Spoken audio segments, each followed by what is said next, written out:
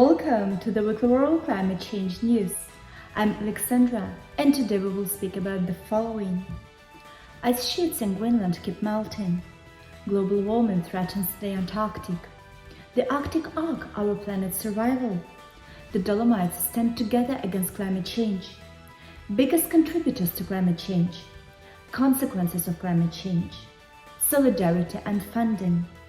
So let's begin. Ice sheets in Greenland keep melting. 2021 marks the 25 continuous years when Greenland has been losing more ice than it gained. Even though the snowfall of this year was close to the average and the melting season started off cool, the high temperatures witnessed in July lead to intense melting. These temperatures could not have occurred without human contributing to climate change. Ultimately, from 1986 till August 2021, the Greenland ice sheets lost an amount of ice which is equivalent to 1.5 centimeters rise in sea level globally. Global warming threatens the Antarctic. For the fifth consecutive year, the Council responsible for Antarctic marine conservation failed to reach an agreement to face climate change and overfishing in the Southern Ocean. Mainly, China and Russia refused all proposals that they wanted to sustain their fishing rights. Moreover, the region where krill fishing is operating is warming at a high rate. This puts a huge threat to the whole ecosystem, as the fish serves as the main prey for many of the wildlife. The Arctic arc, our planet's survival.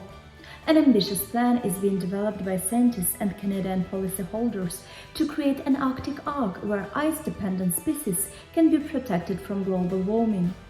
The Arctic arc is an extremely thick ice sheet which lies between Greenland and Canada, predicted to be the longest surviving sea ice. Protecting this ice will ensure the continuation of the Arctic ecosystem as well as reduce climate change effects.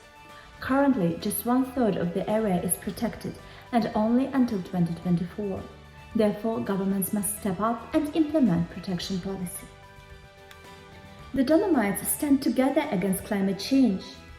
For the first time in history, the cross-border collaboration between the 4 municipalities governing the Dolomites was established.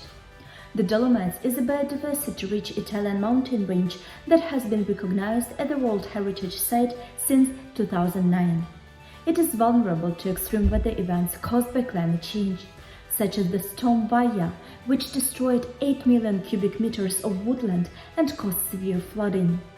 The collaboration has developed a portfolio covering 3 key areas: forestry and agriculture, tourism, and community engagement, with the overarching aim of improving resilience against climate change. Biggest contributors to climate change. A study by the Global Carbon Project shows that 23 developed countries are responsible for half of all the greenhouse gases over the past 170 years, boosting climate change.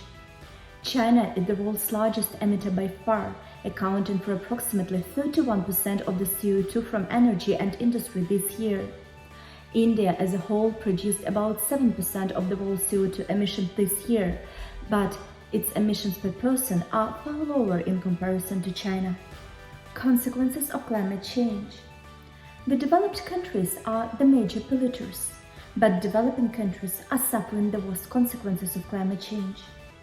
The per capita emissions of Madagascar are 0.12 compared to the US.